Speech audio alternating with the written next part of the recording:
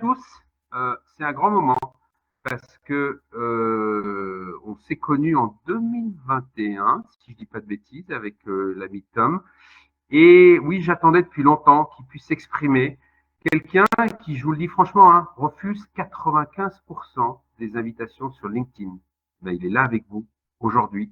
On va en profiter et on va dérouler, on va le laisser parler. Bienvenue à toi, Tom. Merci infiniment pour ta disponibilité, en règle générale et aujourd'hui plus, et pour ce que tu as mis en place. On est curieux d'en savoir plus.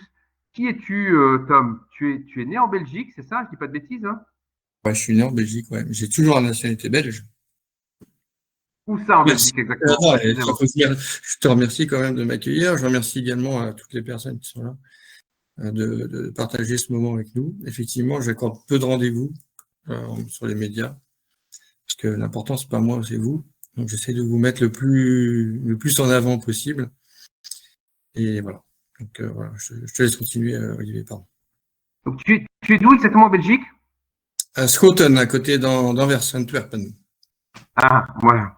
Bon, ceux qui avaient l'habitude d'aller acheter leurs diamants, vous savez, vous pouvez prendre conseil Ouais, auprès de. bah, il n'y a plus, là-bas, il n'y a plus les diamants. Oui, oui, c'est fini les diamants. Je dis ça parce que C'est c'est là où j'ai acheté celui de mon épouse, mais c'est terminé maintenant.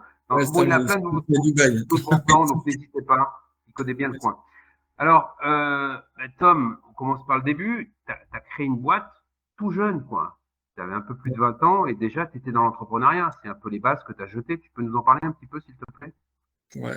Alors, effectivement, alors mon parcours, il est un peu atypique. Donc, c'est pour ça que je dis souvent, on compose avec les éléments parce que la vie nous réserve beaucoup de surprises. Et quel que soit l'âge en fait qu'on peut avoir, on doit composer avec ces éléments. Et il se trouve que moi, j'ai fait donc un bac G. J'adorais la comptabilité. J'ai eu mon bac avec mention et je me suis dit, je vais devenir expert comptable. Et en fait, je me suis pointé à Nanterre pour faire ces études. Et en fait, quand j'ai vu cet univers, en fait, cette usine, en fait, je me suis dit, non, en fait, c'est pas fait pour moi. Moi, déjà, je viens de la campagne, donc me connecter comme ça dans le bain directement dans un amphithéâtre où il y a plus de 600 personnes, ça me paraissait complètement dingue. Du coup, j'ai décidé d'aller, parce que pendant que je faisais mon bac de gestion, de la comptabilité, je faisais également des études artistiques en fait. J'ai toujours adoré l'art. Et donc, et mes parents sont passionnés d'histoire de l'art et de mobilier ancien. Donc, j'ai toujours baigné là-dedans. Et ma grand-mère aussi, mon grand-père, enfin bref, mes familles aussi également. Et donc, j'ai toujours été féru d'histoire de l'art et de mobilier. Et donc, je me suis dit, non, c'est pas ça que je veux faire. Je veux vraiment euh, créer du mobilier et composer en fait avec la matière. Et ça, je l'ai découvert que par la suite, en fait, qu'on pouvait faire énormément de choses. Et donc, j'ai fait ces études jusqu'à obtenir mon diplôme. Et une fois que j'avais mon diplôme, j'ai monté ma première boîte. Mais là, pareil, encore une fois, j'ai monté ma première boîte, mais c'était un pur hasard, en fait. J'ai obtenu mon diplôme et quelqu'un m'a repéré en sortant de l'école.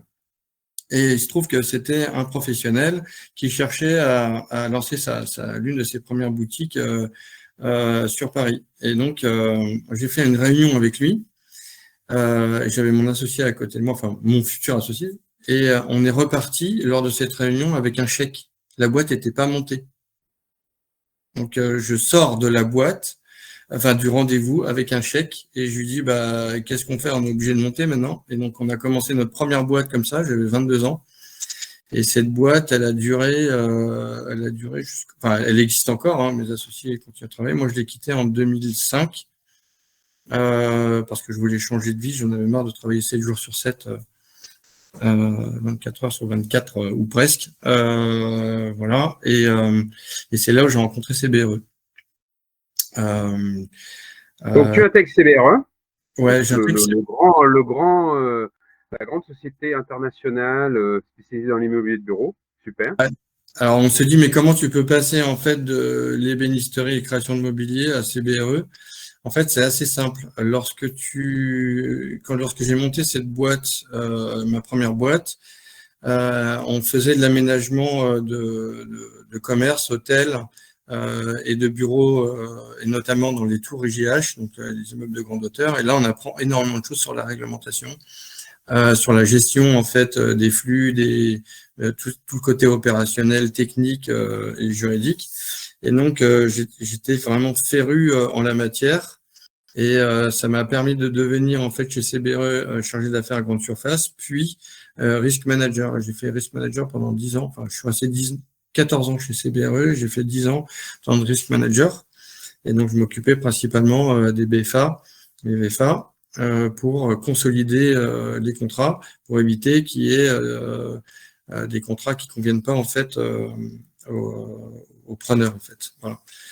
Parce qu'en fait, lorsqu'on travaille dans des grosses entreprises comme ça, chacun connaît parfaitement son métier, mais n'a pas de vision transverse des activités de chacun ou du risque, de la notion de risque sur le côté opérationnel. Et donc ça, c'est vraiment, je pense que ça fait partie de soft skills, du côté émotionnel intrinsèque à la personne, d'avoir ce type de caractéristiques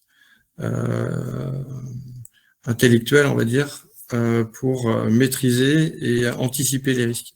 Ça, c'est quelque chose que j'ai très acquis assez jeune, en fait. Les silos, je reviens sur l'épisode CBRE. Quand on discute, parce qu'on échange quand même assez régulièrement avec Tom, il y a un mot qui vient souvent, c'est casser les silos, parce que toi, tu l'as connu au sein de CBRE, tu as vu différentes organisations, enfin une organisation, mais avec différents piliers, et on avait l'impression qu'ils ne communiquaient pas entre eux. Et toi, ton but, c'est un peu un grand coup de pied dans la fourmilière, et comment les faire communiquer. C'est un peu ça, non? Ouais, c'est carrément ça. Non, ben, c'est ce que je disais, dans toutes les grandes entreprises, on travaille en silo. Il y a chaque service, service comptable, service juridique, admin, gestion, opérationnel, commercial, marketing, ils discutent rarement ensemble et c'est là où en fait on s'aperçoit qu'on comprend pas forcément les activités des uns et des autres. Et donc le groupe, c'est comme ça que je l'ai créé aussi. Ok, c'était post premier confinement, mais je voulais quelque chose où les gens puissent comprendre les métiers et les activités des uns et des autres. On y arrive. Alors, tu crées ce groupe. Par hasard. Nous indiquer la genèse un petit peu, s'il te plaît. Par hasard. Le hasard fait bien. Ouais, non, le hasard fait bien les choses. On compose avec l'inconnu, encore une fois. Hein. Moi, quand j'ai quitté CBRE pour créer une start-up dans le nautisme, donc rien à voir avec l'immobilier. Je suis passionné de nautisme. Et donc en 2019, on fait un tour de France avec ma femme et mes associés et on va rencontrer plus de 1800 professionnels du nautisme pour monter cette start-up et montrer notre première maquette. Et là, en fait, on découvre comment la France est belle, comment les gens sont hyper sympas, voilà, donc on se dit, ouais, notre start-up, elle va pouvoir décoller. On a levé des fonds, on a fait des pitchs en 15 minutes, 10 minutes, 5 minutes, 2 minutes. On a vraiment appris à pitcher et à lever des fonds. On a levé des fonds, sauf que la Covid est arrivée et là, ça commence à être difficile parce qu'on a commencé à brûler le cash. Et comme c'était vraiment une activité touristique quand même, principalement, on a cramé la boîte, quoi. En 2023, on a dû la fermer. En attendant, quand on est confiné à la maison, on est en 2020, et qu'on se dit, j'ai quand même 15 ans de métier d'immobilier derrière moi, c'est comme dommage de ne pas pouvoir suivre ce qui va se passer comme bouleversement suite à ce confinement. Donc là, je décide de monter un groupe sur LinkedIn juste pour suivre l'actualité immobilière. Il n'y a aucune volonté de faire un business, aucune volonté de monter un club ou je ne sais quoi d'autre. C'est plutôt sur un mode média alors, mais sans avoir une structure juridique. Ouais, t'es affilié à LinkedIn, quoi. C'est ça. Quitte à faire quelque chose, autant de faire quelque chose que les autres ne font pas et quelque chose qui apporte de la valeur aux membres du groupe. Donc, j'ai regardé déjà sur LinkedIn s'il y avait d'autres groupes qui existaient ou sur Facebook. Bon, je me suis vraiment concentré sur LinkedIn parce qu'on voit les CV, en fait, des uns et des autres, le pédigré et le parcours professionnel des uns et des autres. Ça permet de sélectionner les personnes qui vont rentrer dans le groupe. Après, je me suis dit, oui, évidemment, pour intéresser les gens, il faut essayer de brasser large, un spectre large en termes d'actualité et de contenu. Donc, j'ai fait le lundi, il y a des publications sur la formation. Le mardi, c'est architecture, urbanisme. Le mercredi, du juridique. Le jeudi, de l'investissement. Le vendredi, de l'innovation. Le samedi matin, des quiz pour voir si tout le monde a bien suivi. Et ça, les gens ont adoré. Au bout de 3 semaines, lorsque j'ai ouvert ça en 2020, c'était en mai 2020, au bout de 3 semaines, on était 1500. Et donc, je me dis, waouh, il y a quelque chose à faire. Les gens adorent ce qu'on est en train de faire. Alors, il y a beaucoup m'ont dit, oui, mais c'est parce que c'est la Covid, tu verras, ça va se calmer. T'emballes pas. Je dis, ouais, je m'emballe pas, moi, je suis juste content. Voilà. Et donc, et maintenant, ça donne plus de 700 publications par semaine. J'ai même moi du mal à suivre. Donc, du coup, j'ai lancé une newsletter pour que chacun puisse prendre quand même. Alors, juste pour comprendre entre les étapes, là, on va pas les brûler parce qu'elles sont quand même capitales. Déjà, tu as parlé de sélection de LinkedIn, le fait que tu peux avoir accès au pédigré des personnes. Donc, tu as voulu un groupe de pros sur toutes les candidatures qui veulent rejoindre le groupe LPGI, tu en prends combien en termes de pourcentage à peu près, Tom? Je supprime entre 200 et 300 personnes, enfin 300 demandes d'adhésion par jour. D'accord. Donc, tu regardes combien en fait? Quel est le pourcentage? Tu regardes là, le groupe, là en ce moment, par mois, ça représente 1000 personnes, enfin 1000 candidats qui sont conservés, à peu près. J'ai pas compris. 1000 candidats qui sont Conservés et qui sont acceptés dans le groupe. enfin, sur un total de quoi Tu regardes, je supprime 200 à 300 par jour. D'accord, ok. Bon, on peut faire le calcul, on peut comprendre que, en fait, il y en a, oui, quasiment, on va dire 70-80% qui vont être mis sur le côté. Donc, c'est ça aussi une des qualités du groupe, c'est que c'est un groupe de pros. Ouais, ouais, Il y avait des groupes qui existaient déjà sur Facebook, mais il n'y avait pas ce côté montrer votre patte blanche. Et ça se ressent après en soirée, parce que tu n'es pas uniquement un groupe. Et après, tu as décidé de faire des soirées. Tu peux nous en parler un petit peu, s'il te plaît? Alors, les soirées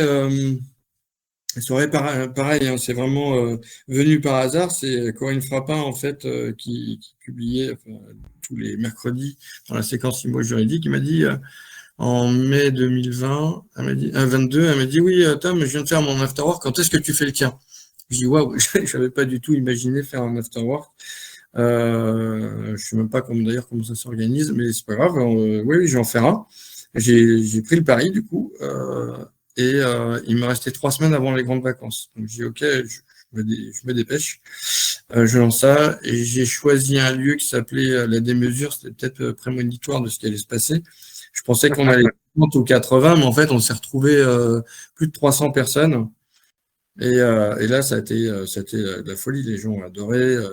Ils ont adoré le concept. Donc, c'est monté sur le principe des soirées étudiantes, hein, pour que ça reste le plus simple possible et que les gens puissent interagir le plus dans une zone neutre et le plus simplement possible.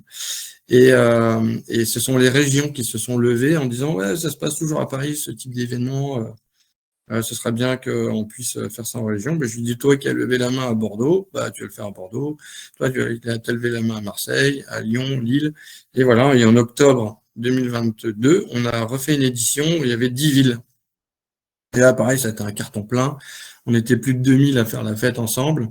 Un vrai rassemblement, une vraie communion, en fait. Il faut savoir que c'est dans 10 villes en même temps et en présentiel. On a des professionnels de l'immobilier qui échangent ensemble de la façon la plus simple qui soit. Voilà. Et aujourd'hui, voilà, on fait ça dans 60 villes en même temps, dans 5 pays. On a Luxembourg, on a la Belgique, on a la Suisse. Donc ça continue, oui, je vais revenir sur la croissance, mais ça continuait à bien se développer. En clair, tu as allié le présentiel et le distanciel avec l'aide de LinkedIn. Alors, on se pose toujours des questions quand même sur c'est pas trop compliqué de s'affilier comme ça parce qu'en fait, tu dépends de l'audience que tu ne maîtrises pas forcément. Comment tu as réussi à gérer ça, en fait? Parce que toi, tu es un groupe, et si demain LinkedIn te dit, bah, écoutez, vous êtes gentil, mais voilà, c'est plus possible. Comment t'es passé outre par rapport à tout ça, s'il te plaît?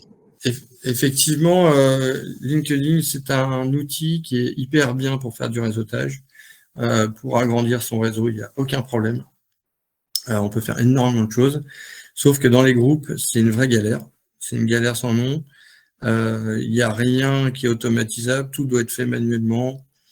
Voilà, donc tout doit être euh, animé manuellement, modéré manuellement. Enfin bref, c'est une galère sans nom. Et LinkedIn ne m'aide absolument pas, même si je fais de la pub pour eux sans arrêt. Ils mettent plus des bâtons dans les roues qu'autre chose. Parce que l'audience est telle que bah, forcément ça les arrange pas. Je trouve ça contre-productif, mais c'est pas grave. Et effectivement, tu as raison. Résumer l'actu, est-ce que c'est parce que l'algo n'a plus lieu d'être dans ton groupe? Est-ce que c'est ça? Alors, En fait, c'est un peu parti en alors, live pour eux. c'était vrai auparavant, ça ne l'est plus. Ça ne l'est plus depuis au moins 1 an. Ils ont modifié en fait leur façon de gérer l'algorithme sur les groupes. Donc pour moi, c'est de la galère encore supplémentaire à gérer. Parce qu'il faut imaginer, lorsque dans un groupe, on a 700 publications par semaine, forcément, LinkedIn fait en sorte de limiter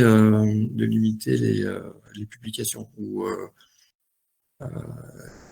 la visibilité du moins du groupe. Donc en fait, il présélectionne. Et donc en fait, c'est à moi et à ma community manager et aux ambassadeurs de faire la promotion du groupe pour que ce soit encore plus visible et inciter chacun à venir dans le groupe voir ce qui s'y passe. On arrive quand même à avoir 1 million de vues par semaine, c'est énorme, hein, 140 000 lecteurs. Donc c'est énorme, mais il faut imaginer que s'il n'y avait pas cet algorithme qui nous mettait des bâtons dans les roues, on serait peut-être à 10 millions par semaine, quoi. Donc c'est intéressant. Tu as réussi quand même, malgré des vents contraires, hein, sans jeu de mots, mais puisque tu es un fin voileux, tu as réussi quand même à trouver une belle trajectoire. Mais moi, je voudrais revenir sur le côté extrêmement qualitatif. On a parlé de ta capacité à, d'une certaine manière, sélectionner, mais il y a aussi ton travail à toi et ton travail de fourmi. Tu viens de le dire entre les lignes, tout est manuel. Donc en fait, et je ne sais pas si tu as essayé au début d'automatiser ou tout de suite tu es allé sur du manuel, mais c'est oui, impossible. tu l'as fait. C'est impossible d'automatiser. Évidemment, je me suis renseigné de voir comment je pouvais essayer de gagner un peu de temps parce que je suis tout seul. Il y a ma community manager qui m'aide. Mais c'est un travail colossal, c'est un travail de fourmi. On appelle ça les petites mains du web parce que on est les deux seuls en fait à envoyer des messages en one-to-one à chaque membre, un par un. Et moi, je le fais sur mon profil perso et ma community manager le fait dans le groupe, un par un, ville par ville. Donc c'est un travail colossal. LinkedIn ne nous aide pas, encore une fois. Hein. Maintenant, il y a l'IA en plus qui scanne tous les messages, donc ça met un temps de dingue à envoyer chaque message. Alors pourquoi je fais ça? Parce que lorsqu'on envoie des emails en fait même aux membres qui sont inscrits ou bien aux professionnels qui me connaissent, ça tombe dans les spams. Dès lors qu'on utilise une adresse pro, ça tombe dans les spams. Dès qu'on envoie en groupé, ça tombe dans les spams. Dès qu'ils ont l'impression que c'est une pub, du coup, ils ouvrent pas. Donc, c'est un travail colossal, en fait, de multiplier, en fait, les canaux de communication pour essayer d'embarquer tout le monde sur un événement, par exemple. C'est un travail de dingue. Et donc, ça, on peut le faire qu'en one-to-one. Quand j'ai lancé le groupe, je n'ai fait que du one-to-one. Un message, un profil, un message, un profil, pour les inviter avec des profils qui sont sélectionnés, bien sûr. Et Le travail, il est titanesque, on se rend bien compte. Combien tu consacres tous les jours à ce groupe aujourd'hui, c'est un boulot, de tout le temps, quoi. C'est 10-12 heures par jour. 10-12 heures par jour. C'est incroyable. Je ne sais pas si vous avez Et déjà donc, remarqué les remarques les commentaires de Tom, mais ils sont toujours fins, ciselés. assez approprié. Et donc, c'est du travail. C'est pas l'IA qui travaille pour Tom, c'est les petites mains de Tom, justement. On y est là, c'est le cœur du sujet. C'est pas l'IA, et là je rencontre un autre travers des réseaux sociaux, dans la mesure où il est de plus en plus difficile de dire la vérité et de dire une vérité que d'autres ne souhaitent pas entendre. Et donc mon profil, il est shadow banné, comme ils disent. Et donc même si j'arrive encore à un classement au 35e mondial sur le classement Favicon, il faut savoir que c'est un travail permanent, pas pour être dans le classement, on s'en fout en fait d'être dans le classement, mais pour passer de l'information qui permet à chacun de réfléchir et de progresser. Je sais qu'on est dans un monde où en fait on reçoit un flux d'informations tellement important qu'on ne sait plus lequel regarder et comment faire sa propre opinion, surtout là avec l'IA qui invente des choses de dingue. Là, il y a la dernière application pour faire des vidéos, j'ai oublié le nom, c'est Sora, je crois, voilà. Oui, Sora. Sora, enfin un truc de dingue. Donc maintenant, on arrive à avoir des vidéos de catastrophes ou de choses complètement dingues qui n'existent pas et on n'arrive pas à déceler si c'est la vérité ou pas. Ouais. Un mec comme moi, il est là pour essayer d'éclairer la plupart des gens qui sont perdus ou qui aimeraient se faire une opinion. Alors, je dis pas que je détiens la vérité, hein. Mais je suis juste en train de dire, attention, là, il y a un risque. Et ça, c'est mon boulot de risk manager. Attention, là, il y a un risque. Je vous éclaire juste un point sur lequel il faudra faire attention dans les mois qui viennent ou dans les semaines qui viennent pour pas trébucher sur la pierre. Après, chacun fait ce C'est qu'il veut. super intéressant, pardonne-moi Tom, mais c'est super intéressant que tu abordes ce sujet. Est-ce que tu peux nous dire d'une manière longitudinale comment ça s'est passé? Parce qu'on voit que maintenant tu avances avec des vraies convictions. On est assez, c'est très intéressant parce qu'elles sont argumentées, elles sont étayées, il n'y a pas de souci. Et est-ce que c'était le cas au début ou est-ce que maintenant tu as pris ton envol et tu dis, ben, j'ai un groupe, j'ai une audience et je peux aussi porter un message? Je crois que c'est quelqu'un de la FNAIM qui disait c'est le premier groupe d'influence en France dans l'immobilier. Écoute, je n'ai même jamais mâché mes mots. Je me suis jamais caché dans mes commentaires. Tout le monde sait ce que je pense depuis 2020 sur toutes les périodes qu'on a traversées. Je me suis pas trompé sur tout ce que j'ai dit. J'ai rien à retirer. Et donc je me cache pas, j'ai pas de langue de bois. Tout ce que je Donc publie, le rôle politique, tu l'assumes en fait, c'est ça? enfin politique. Moi, je suis belge, hein, donc je peux me considérer comme influenceur sans avoir le mauvais côté de l'influenceur. Je suis juste ou un lanceur d'alerte quelque part. Voilà, mais sans être la qualité des autres. Je suis plutôt, voilà, je relais les informations qui me paraissent pertinentes, qui sont fabriquées et elles façonnées par des journalistes ou bien des lanceurs d'alerte. Voilà, je suis plutôt un passeur d'idées ou, ou de lumière, quoi. Voilà. D'accord. Alors, Alors pour bien c'est pas comprendre moi quand qui même, fabrique l'actualité, hein. Je fabrique pas. oui, On, c'est ta on matière, peut- ouais. attention, Vous le faites groupe. vivre, nous en vivons, c'est ça? C'était le slogan à l'époque. Attention, le groupe influence. Le groupe influence énormément. À travers nos commentaires et nos publications, il y a énormément de journalistes, de médias qui s'en inspirent pour écrire leurs propres articles. On est du terrain, on provient du terrain, on fait des retours d'expérience du terrain, et donc du coup, on est un porte-voix en fait. Tu vois? Oui, ça c'est très très intéressant ce que tu dis, mais si on prend, on vient d'évoquer depuis le début de notre entretien, on a bien compris en fait, bon, ce qui a été en fait le déclic quelque part et ce qui t'a poussé à lancer ce groupe et quelque part cette communauté, parce qu'on parle vraiment d'une communauté. Mais si tu devais prendre un peu de recul et dire quels sont les fondamentaux des petits génies de l'immobilier en termes de piliers qui te permettent de croître et de fédérer aujourd'hui 53 000 personnes, ça serait quoi, Tom, s'il te plaît? Le partage, c'est la base. Bon. Ça, c'est la base de la base. Le groupe n'existe pas s'il n'y a pas des gens pour partager du contenu et interagir. Alors, on voit aujourd'hui, que si on a 700 publications, c'est qu'il y a des auteurs de publications qui sont derrière, qui veulent bien consacrer du temps à partager de l'information, de l'actualité, le commenter, afin que chacun puisse progresser et grandir. Voilà, ça c'est la base.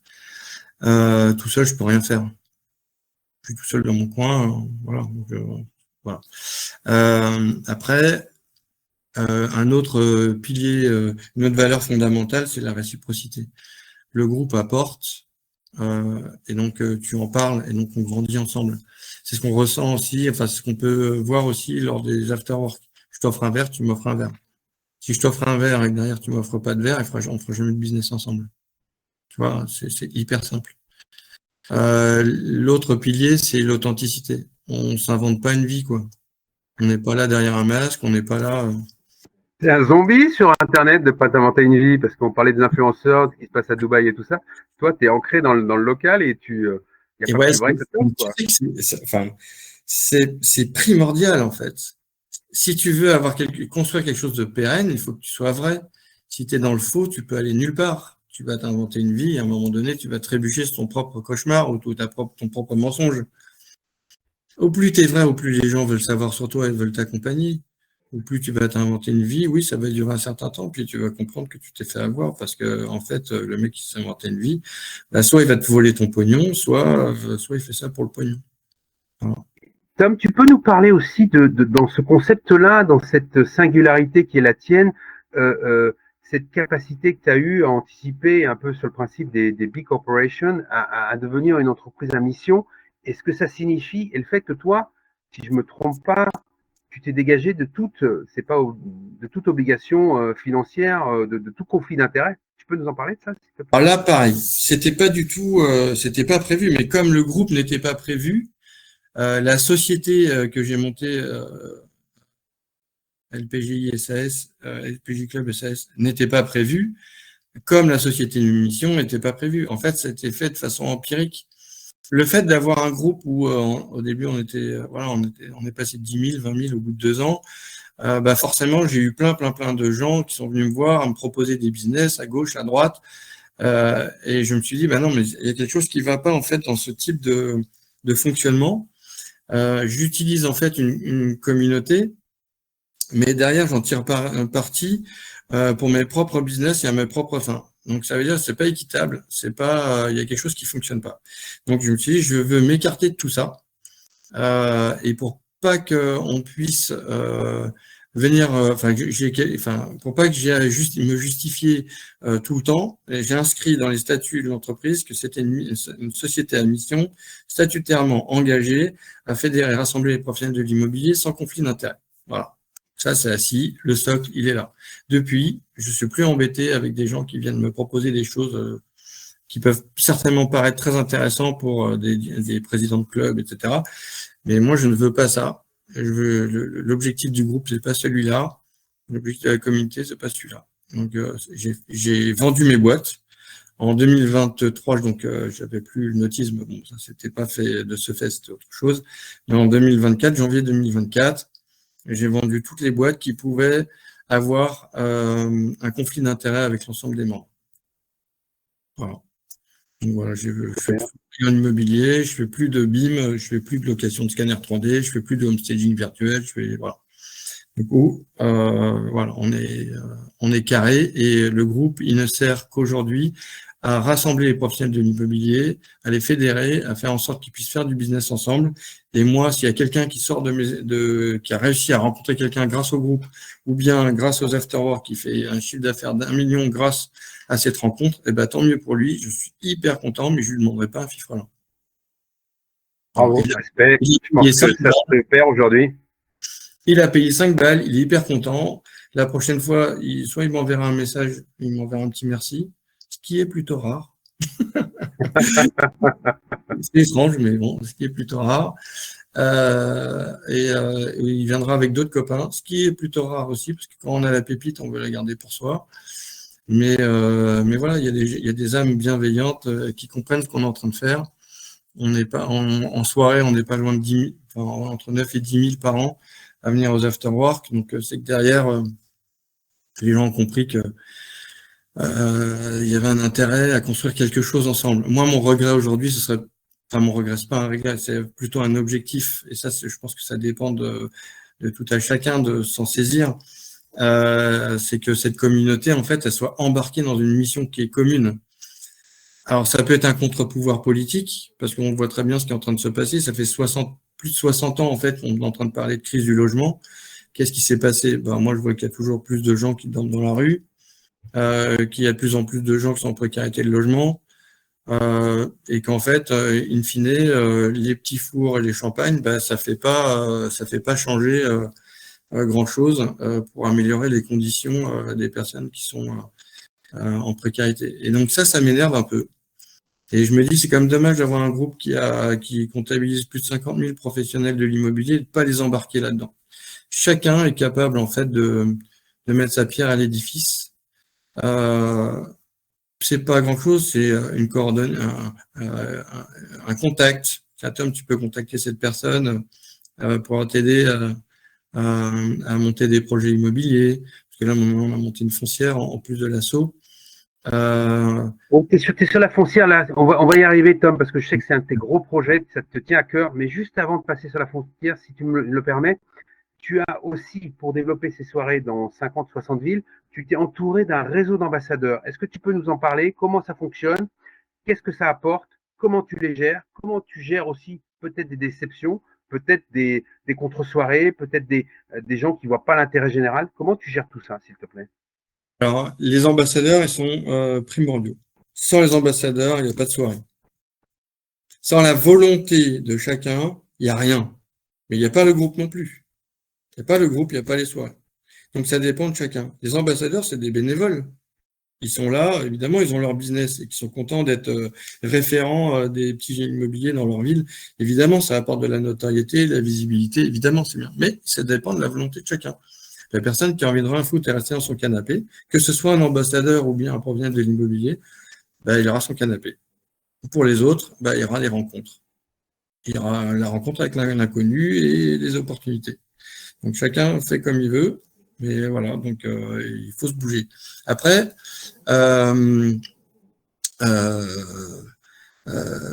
comment dire, Sur cette partie où qui est quand même une grande aventure humaine, il y a évidemment des déceptions. On a l'impression que tu es un peu le vieux sage et que toi, ça te glisse dessus, ça t'impacte à peine, quoi, même pas du tout, carrément, quoi. Donc il y a une alors, certaine distance que tu as créée et je trouve assez fascinante. Comment tu fais ça? Comment tu y arrives? je ne sais pas où j'ai lu cette citation, mais je l'ai trouvée très drôle. Les abeilles ne passent pas leur temps à expliquer aux mouches que le miel, c'est meilleur que la merde. Après, moi, je peux pas, tu vois, je peux pas aller au-delà de cette explication. Tu vois. Chacun fait ce qu'il veut. Moi, quand il y a des gens qui payent 2000 euros pour être dans un club, bah, bien sûr que c'est important, les clubs. Mais c'est important aussi, les petits génies immobiliers, c'est gratuit. Tu as payé 5 balles. Tu as payé 5 balles et tu as rencontré des gens que tu ne rencontreras pas ailleurs. Donc, t'es dans ton club. Oui, évidemment, il y en a d'autres qui vont faire des contre-soirées. Pas grave. La prochaine fois, ils viendront au petit génie immobilier. Et j'ai rien contre les clubs ou quoi que ce soit, mais c'est pas antinomique. D'ailleurs, je suis pas un club, je suis une communauté. Donc, ça change tout. Chacun fait comme il veut. Mais là, c'est gratuit. Quasi gratuit. Voilà. Et tu peux faire du business toute l'année. Tu peux faire du business dans le groupe. Tu peux utiliser la plateforme de mise en relation et puis tu peux venir aux afterwork. Voilà. Et c'est gratuit. Mais Tom, explique-nous comment intégrer des valeurs d'éthique, de transparence, de bienveillance dans un secteur qui est peut-être rigoureusement à l'opposé de tout ça. Comment tu fais? Ça, encore une fois, c'est dépend de chacun. C'est ce que tu as en toi, en fait. C'est les valeurs que tu as en toi. Est-ce que les valeurs de partage, de réciprocité, d'authenticité, est-ce que ça te parle? Est-ce que c'est quelque chose qui sont importantes pour toi? Si c'est pas important, ben non, tu t'en fous en fait de venir au immobilier. Tu t'en fous, tu es là, tu balances ta carte de visite, tu payes un coup à personne et tu t'en vas. Voilà. Tu dis pas merci non plus. Voilà. En fait, ces valeurs-là, enfin, tu sais pas ce qu'elles représentent, tu sais pas comment les définir, elles ne font pas partie de toi. Bah, c'est pas grave. Tu t'en tireras jamais bien au petit génie immobilier, c'est pas grave. Voilà. Et ça, ce sont des choses qui sont intrinsèques aux personnes. C'est pas des choses qu'on apprend. On n'apprend pas à dire, enfin, si, on apprend à dire merci, mais on n'apprend pas le partage. C'est un truc que tu as en toi, c'est naturel, en fait. Quelqu'un t'a offert quelque chose. En retour, tu vas lui faire plaisir. Tu Je vois? comprends, d'accord, d'accord, d'accord. Juste pour aller un peu plus loin aussi sur. Philosophique sur, sur ces principes, mais je sais pas, moi, ça me paraît tellement naturel. Et en fait, on s'aperçoit que ce bagage-là, tout le monde ne l'a pas, tu vois. C'est pas donné à tout le monde. Et il se trouve que les meilleurs commerciaux, c'est ceux qui ont ces valeurs, Ah oui, ça c'est clair. tu vois. Donc voilà, voilà. Je veux pas non plus trop trop Non, m'épandre. mais je comprends. Je pense que c'est assez clair. Mais et ce qui est intéressant aussi, au-delà de ce que tu dis et ce que tu fais, tu l'enracines aussi. Et c'est là où j'en viens à ton projet. Enfin, c'est plus qu'un projet. Tu peux nous parler de la foncière parce que en fait, les petits génies, il y a des soirées, il y a un groupe, il y a des conférences, il y a évidemment la foncière. Qu'est-ce que c'est que la foncière exactement? Comment tu vois le projet là? Alors la foncière, c'est parti d'une idée. Alors c'est très drôle. C'est d'abord David Catlin qui m'a dit, Tom, tu voudrais pas monter une association déjà. Je dis bah si, j'aimerais bien. C'est comme dommage de pas utiliser, de pas dynamiser la communauté autour d'une cause. Et, euh, et donc là, avec David Catlin et Stéphanie Usan, on s'est posé, on a dit ok, on crée l'association Toi et moi pour un toit pour aider les familles monoparentales en précarité de logement. Alors les gens vont dire oui, mais pourquoi les familles monoparentales en précarité de logement? C'est simple, il y a 4 millions de personnes qui sont en précarité de logement aujourd'hui. On peut pas aider tout le monde. Dans ces 4 millions, il y a 1 million de familles monoparentales. Donc là-dedans, on dit, bah, ok, déjà, ça permet de cibler et d'aider plus facilement. Nous, là-dedans, si on arrive déjà à aider 400 familles monoparentales par an, c'est énorme. Énorme. Sauf que on s'aperçoit là avec notre gouvernement, nos gouvernements successifs, que le logement, il est pris à bras le corps et on voit les investisseurs qui fleurissent de partout, qu'il est facile, en fait, de trouver des logements pour ces familles monoparentales. Eh ben non, donc ils n'ont pas du tout aidé, ils n'ont pas contribué, ils ne contribuent toujours pas, ils n'ont toujours pas compris. Nous, on s'est dit, bah ok, on va monter une foncière solidaire dans laquelle on va pouvoir rénover des bâtiments, transformer des bureaux en logements, qui vont répondre à des critères très précis, VGI et CER. Et comme ça, on va pouvoir embarquer les institutionnels, donc banque, assurance, mutuelle, sur ces projets et faire en sorte que ces familles en précarité de logement puissent trouver un toit. Voilà. Et On lance un appel là, c'est ça en clair, Tom? Tous ceux qui on ont lance des. bien sûr, bien sûr. Si vous avez des biens, je vous enverrai le cahier des charges. Alors, nous, on s'occupe évidemment, comme on ne peut pas encore s'occuper de toutes les familles monoparentales, on s'occupe uniquement des familles monoparentales en activité professionnelle. Donc, elles ont tout un job. Moi, ce qui me paraît complètement dingue, c'est que lorsque quelqu'un travaille ou est entrepreneur, qu'un bailleur ou bien un professionnel de l'immobilier ne veuille pas étudier son dossier sous prétexte qu'elle est famille monoparentale et qu'elle est entrepreneur, qu'elle n'a pas de fiche de paye. La France de demain, c'est les enfants, l'éducation des enfants, mais c'est aussi toutes ces personnes qui ont un emploi et qui se démènent pour éduquer et faire en sorte que y ait des impôts qui soient versés, des taxes, etc., et que tout le monde puisse vivre. Donc, ne pas prendre en considération ces familles, c'est complètement, c'est antinomique avec le fonctionnement d'une société. Voilà. Donc, c'est pas possible. Une société, la cité, quoi. Enfin, voilà, au sens large, quoi. Donc ça, c'est pas possible. Et s'en accommoder, c'est encore pire. Et nous, on est professionnels de l'immobilier. Et c'est dire, ben non, comment on peut admettre ça? Non, c'est pas possible. En ne prenant pas considération de ça, c'est l'effondrement de notre société. Voilà. Donc ça, c'est l'objectif. C'est pour ça que je vais embarquer toute la communauté des petits génies immobiliers à comprendre ça et à se dire, mais en fait, on est là, mais on ne fait pas que faire de la transac ou du conseil.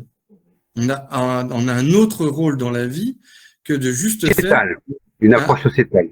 Mais ouais, on a tous quelque chose à faire pour faire en sorte que notre environnement, la société de demain puisse fonctionner autrement.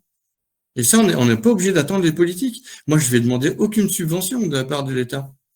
Ouais, Je n'ai c'est pas ton rien profil. à leur demander, je n'ai pas besoin de leur demander. Ouais, c'est super. Donc, on voit bien comme tu enracines ton projet avec voilà, une philosophie très empirique. C'est assez captivant. Je regarde le chat en même temps et je vois qu'il y a des personnes il y a Samuel qui nous salue, il y a Giovanni aussi, et Nassima qui est architecte et qui nous dit Nassima, ouais, tout à fait. prochaine étape, créer son propre réseau social. C'est quand on parlait de LinkedIn. Est-ce que c'est quelque chose que tu as en tête? Je change un peu de sujet, mais on est obligé de rebondir aussi sur les questions qu'on a Alors, il est en déjà silo. fait, hein, le réseau social. En fait, c'est la plateforme de mise en relation que j'utilise dans le cadre des afterwork. Il y a déjà un réseau social que j'ai monté, mais on sait bien que les gens, ils n'aiment pas changer de support. Lorsque les gens sont sur Facebook, par exemple, ils y vont parce qu'ils peuvent voir les photos des amis, des familles, et en même temps faire un peu de business à côté. Sur LinkedIn, on aime bien regarder l'actualité, mais on va aussi dans le groupe voir qui on peut rencontrer, comment on peut échanger. Et donc, ils n'aiment pas changer de support. C'est pour ça que le réseau social que j'ai monté dans le cadre des afterwork il fonctionne bien, même s'il faut vraiment que les participants puissent renseigner leur badge en ligne de façon plus naturelle. Mais une fois qu'ils ont compris le fonctionnement, ils peuvent retrouver en fait toutes les coordonnées des personnes qui sont venues lors des soirées. Et donc, ça, c'est vachement bien. Ils peuvent continuer à échanger jusqu'à 30 jours après l'événement. Donc, ils continuent à faire du networking après. Voilà. Donc, ça, c'est déjà mis en place. Donc, si jamais un jour, on me shadowban vraiment, j'ai un réseau social à côté qui est déjà fait. On a des gens qui valident tes propositions. Stéphane qui nous dit j'adhère à 100% à l'état d'esprit de Tom et son approche de l'univers de l'immobilier. Et Nassima qui nous répond c'est vrai, j'avais oublié cet outil. Moi, je voudrais aussi revenir parce qu'on a des questions qui arrivent dans le chat. Et LinkedIn, chacun sait, c'est d'abord un réseau centré ressources humaines. Enfin, voilà, on est vraiment dans la gestion de sa carrière, dans la gestion de son personal branding. Et je voudrais poser cette question parce que toi, tu as un vrai prisme assez avec beaucoup de recul. Et si je demandais quelles sont les compétences les plus demandées aujourd'hui dans l'immobilier et comment les professionnels peuvent-elles les développer? C'est une question qu'on a eue aussi, s'il te plaît. Eh ben, j'en ai déjà parlé. C'est les mêmes que celles qui sont exploitées dans le groupe, en fait, celles sur lesquelles repose le groupe. Les valeurs de part. Enfin, ce qui est dingue, moi, ça m'étonne à chaque fois. On s'est dit, non, mais c'est facile, le partage, c'est facile, la réciprocité, c'est facile, l'authenticité, c'est facile. Non, en fait, tout ça, c'est pas facile. À mettre en action, c'est très compliqué. Et pourtant, dans nos métiers, au-delà des compétences professionnelles qu'on doit acquérir et qu'on doit se maintenir à jour grâce à la formation, mais ces valeurs-là, c'est les valeurs intrinsèques en fait de ce qu'est l'homme à comprendre l'autre, à l'écoute. Si tu n'écoutes pas l'autre, tu peux pas le conseiller. Si tu comprends pas son problème, tu peux pas le conseiller. Tu peux pas te mettre, il y a de l'empathie.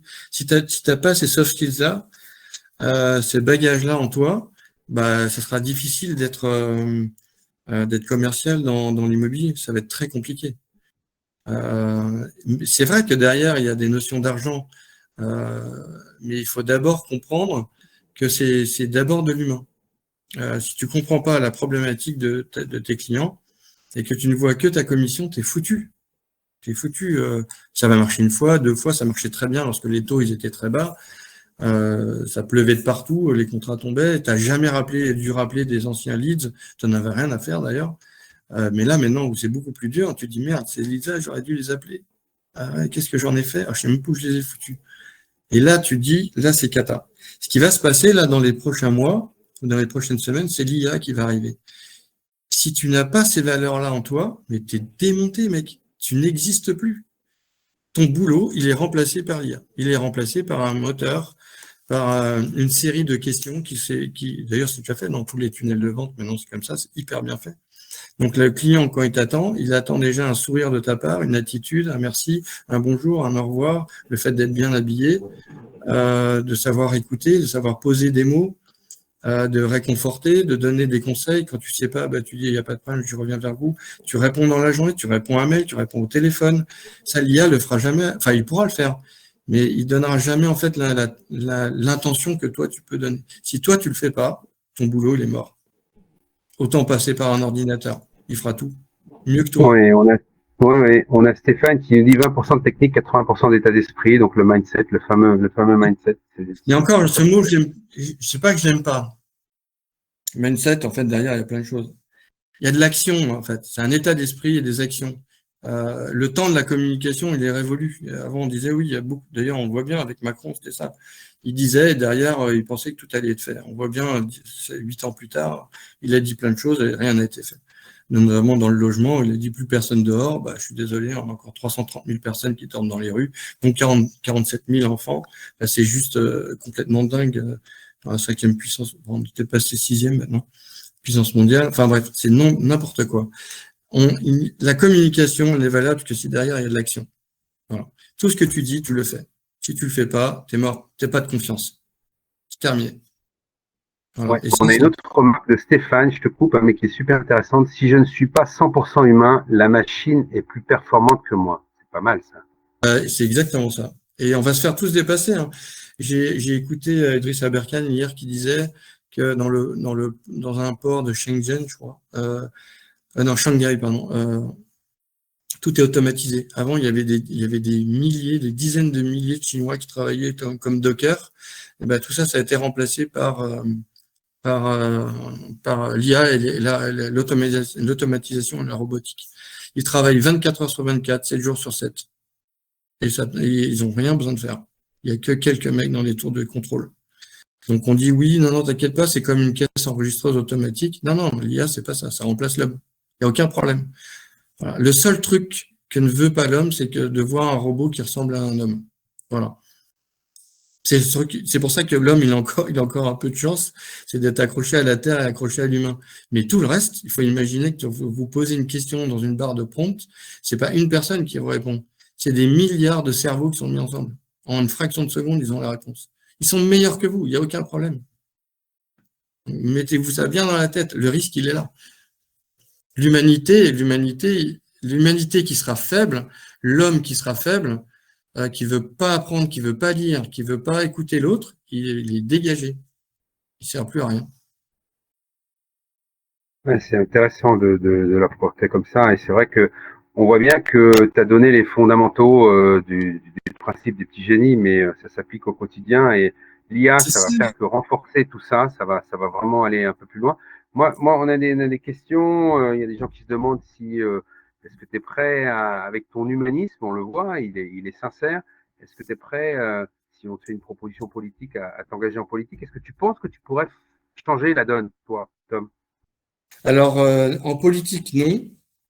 En revanche, être un contre-pouvoir parce que nous sommes 53 000 et que ça grandit tous les jours et que si on est tous ensemble, évidemment qu'on a une voix, évidemment qu'on a du poids et qu'on est déjà écouté. Hein, il y a des députés qui nous écoutent. Hein, il y a des journalistes et des médias qui reprennent nos idées. Donc, si on est tous ensemble, vous imaginez le bruit qu'on peut faire. C'est énorme. C'est démentiel. Seul dans un coin, on peut pas faire grand-chose. Agir local, penser global. Mais tous ensemble, on renverse la table, il n'y a aucun problème.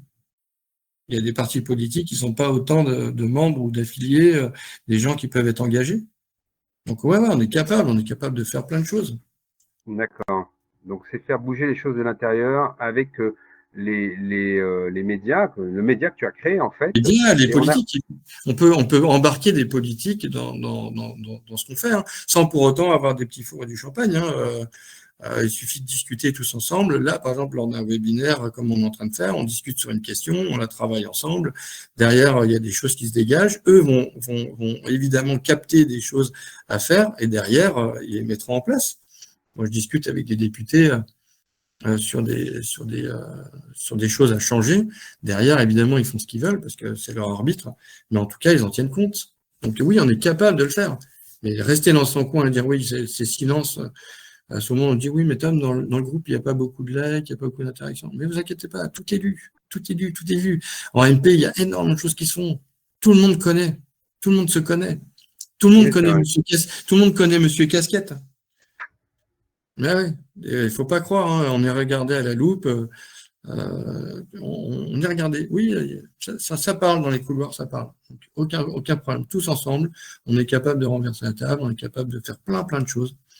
Et c'est devant nous, en fait. Il suffit que de prendre. Hein.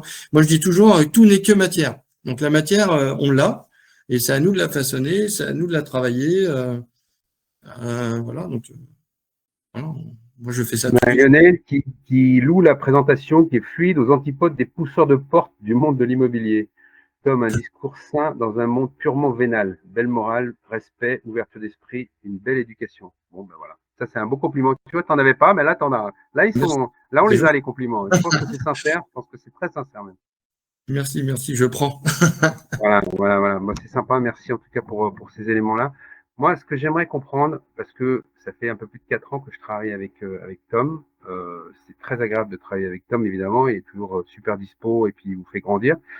Mais il y a un truc que j'ai un peu du mal à comprendre quand même, c'est que Tom définit très longtemps à l'avance les dates des événements, et on se retrouve, pas toutes les fois, mais quand même assez fréquemment, avec des comptes soirées. Et voilà, je ne sais pas comment on peut arriver à fédérer, à se dire que bah voilà, tout est clair, tout est assez limpide, et les gens savent qu'il y a 3 soirées par an. C'est pas comme s'il y en avait tous les mois.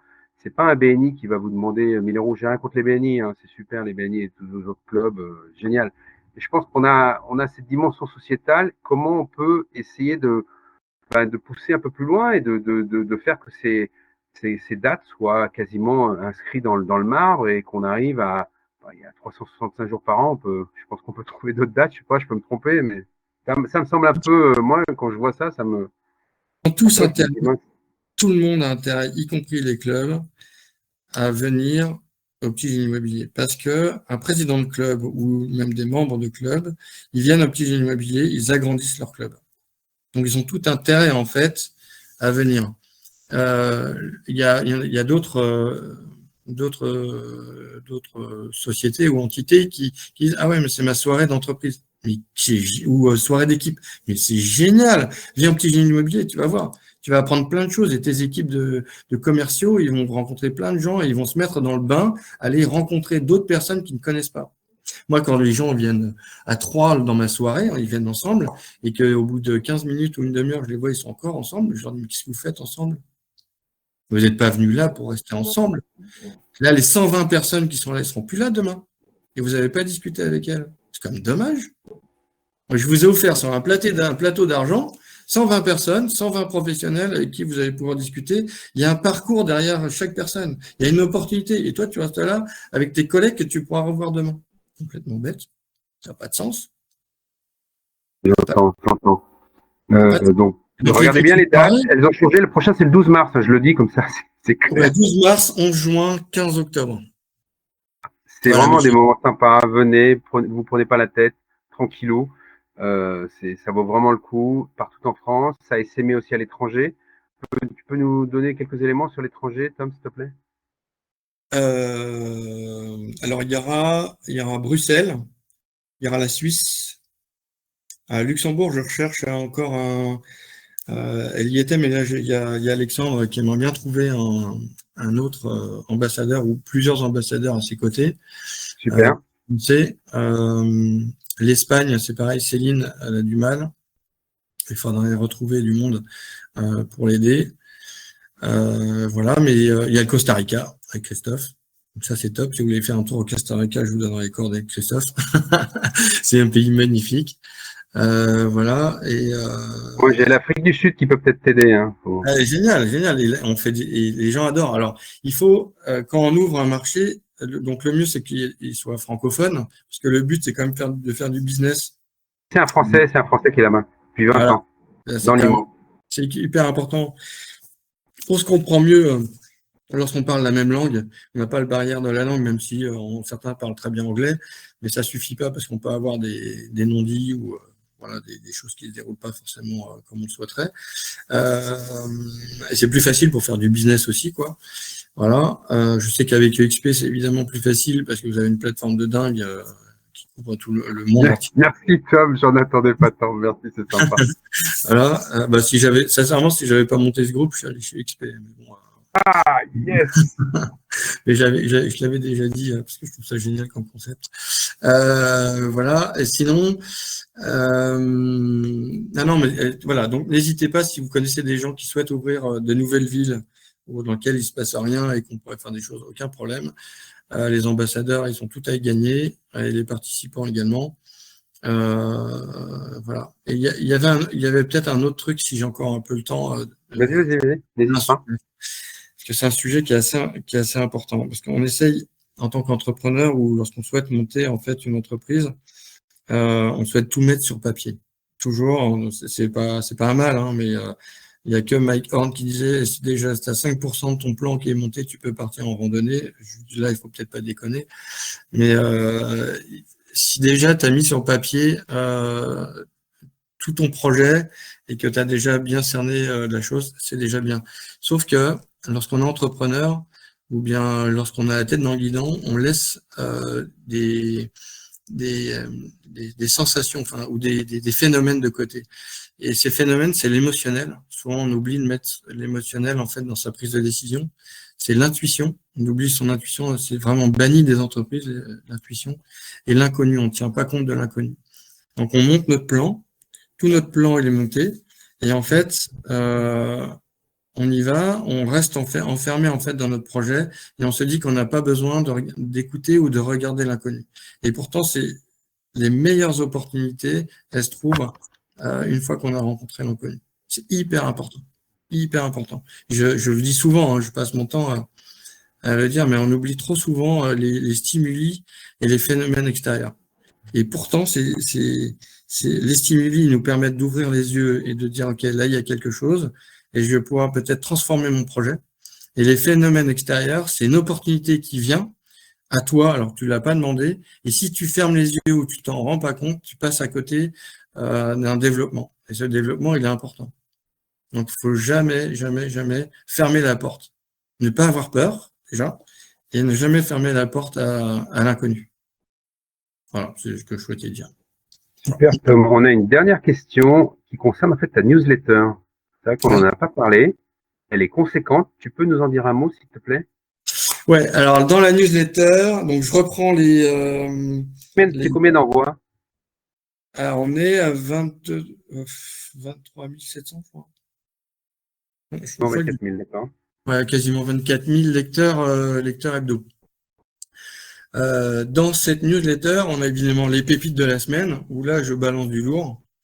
Là, il faut vraiment ouvrir les yeux parce que dedans, il y a toute ma partie risk management et puis toutes les pépites de la semaine qui sont vraiment, on apprend énormément de choses. Alors parfois, c'est dur, hein. Je vous cache pas, les informations que je balance, elles sont très, très dures. En revanche, on apprend énormément de choses. Et il faut vraiment les lire et en prenant le recul nécessaire pour avoir le spectre global. Et après, dans la semaine, je reprends évidemment toutes les thématiques, la formation, l'architecture, l'urbanisme, le juridique, l'investissement, l'innovation, voilà. Et on apprend plein de choses tout le temps. Elle est très appréciée de toutes les directions commerciales. Ils prennent cette newsletter et en direction commerciale, ils brassent l'intégralité de la news et ça permet d'avoir une vision à 360 degrés sur l'économie en général et sur le monde de Ligon. Alors, je peux pas tout brasser, mais j'en fais. Prends combien de temps de faire ça, Tom? C'est au fil de l'eau toute la semaine, en fait. Je prends par séquence thématique. Imaginez, hein, il y a 700 publications et je ne prends que 3 publications par séquence thématique. D'accord. Donc, elles sont sélectionnées, quoi. Mais il y en a tellement d'autres. C'est une pépite, c'est incroyable, tous les contenus à forte valeur ajoutée qu'il y a dans ce groupe, c'est incroyable. Il y a des gens, ils seraient prêts à payer, en fait, pour avoir ce type d'information. Là, on l'a gratuitement. Et on va peut-être mettre un paywall. Non, je rigole. Non, et le pire, c'est qu'on peut, ce qui est dingue, c'est qu'on peut discuter avec les auteurs de publications. C'est-à-dire que LinkedIn, c'est incroyable. Un auteur, un expert, il publie quelque chose, tu mets un commentaire, bien plus qu'un like, tu mets un commentaire, le mec, il répond. Tu discutes avec un expert, ce que tu n'aurais jamais pu faire dans la vraie vie. Parce que tu aurais dû payer ou tu aurais dû aller dans un endroit bien précis ou prendre rendez-vous avec lui pour l'avoir. Là, tu l'as en live. C'est un truc de dingue. Voilà, c'est à portée de main, à portée de tous. Et j'irai plus loin, ces gens-là, vous les retrouvez aussi au Petit Génie en physique.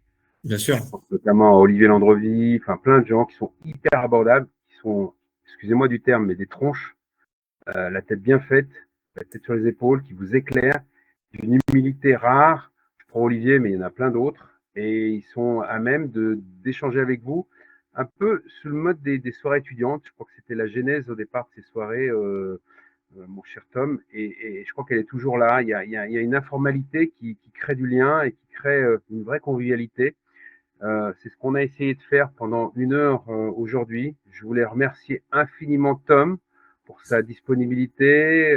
Voilà, il y a longtemps qu'on voulait le faire, on l'a fait, on est vraiment heureux. Il est dispo, vous pouvez sur LinkedIn évidemment le contacter.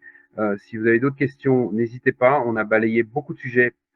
C'est un homme qui est complexe, c'est un homme qui a un sacré pédigré, donc on n'a pas pu tout aborder, vous en excusez, mais on a essayé de retransmettre l'essentiel, le souffle. Si on devait retenir quelque chose, Tom, c'est un souffle au-dessus de l'eau, justement, puisqu'il fait du nautisme et qui nous amène très loin. Et il sait en général identifier les vents favorables. Donc n'hésitez pas à continuer et à ramener de plus en plus de monde vers LPGI. C'est une très très belle communauté. En tout cas, je vous remercie infiniment et on va donner à Tom le mot de la fin. À toi, mon Tom. Bah, merci à vous, en tout cas, d'avoir assisté à cet entretien, ce webinaire. Merci Olivier de l'avoir organisé. Non, déjà, je suis joignable, hein, donc vous pouvez m'appeler, vous pouvez m'envoyer des mails, je réponds à tous les mails, à tous les messages en MP, enfin bref, il n'y a pas de problème. Pour terminer, il y a des opportunités, plein. Il suffit juste d'ouvrir les yeux et puis de faire le premier pas. Mais d'ailleurs, c'est ce qu'on fait lorsqu'on monte une boîte. On commence d'abord à gratter les 2-3 mots, et les 2-3 mots, ça entraîne une phrase, etc. Après, c'est un texte, puis un croquis. Enfin bref, tout n'est que comme ça, en fait. On commence, tout n'est que matière, donc on commence par mettre un premier clou, et derrière, on peut bâtir quelque chose. Et la communauté des petits immobiliers, c'est exactement ça. C'est pareil, c'est une matière, c'est un ensemble c'est un mouvement où on est tous ensemble et on est capable de faire énormément de choses. Mais ça ne dépend que de vous. Si vous n'avez pas la volonté de vous intégrer dans le truc, bah, il se passera rien. Vous resterez dans votre coin et il se passera rien. Mais vous inquiétez pas, le monde avance et il continue à bouger, à évoluer. Et les petits immobiliers seront encore là. En plus, c'est gratuit. Donc, voilà, c'est un outil qui est donné à chacun pour pouvoir progresser, grandir. Ça ouvre des portes. Donc voilà, à vous de jouer, quoi. Hein. Puis voilà. Puis Olivier, bah, il connaît bien, il l'utilise tous les jours. Je crois que c'est lui qui l'utilise le mieux de tous. Il l'utilise au moins 90%. Ouais, mais c'est un beau groupe. Merci Tom de l'avoir créé. C'est une belle ambiance. Ouais, tu l'as dit, une communauté sincère, fidèle, authentique. On peut ajouter Simplicité, Olivier, la simplicité, pareil. la simplicité. Ça fait évidemment partie on l'a dit, hein, dans le côté soirée étudiante, mais dès le début, c'était comme ça. Ça a été vraiment, qu'est-ce qu'on peut faire ensemble. Et moi, je vais donner une petite conclusion après la tienne. C'est Tom, il dit toujours ça. Je vous donne les clés de la Porsche. Vous pouvez la mettre dans le talus. Vous pouvez faire une très très belle distance avec la Porsche et on peut la faire ensemble. Et ben, j'ai envie qu'on continue cette aventure et qu'on puisse faire tout ça ensemble. Merci infiniment à tous d'être là, d'être fidèles malgré les vacances. Et puis je vous dis à très vite pour de nouvelles aventures. C'était la 39e édition des conférences qui pensent. À très vite. Merci Tom, à merci vous. infiniment. À très vite. Ouais. Ciao, ciao. Au revoir.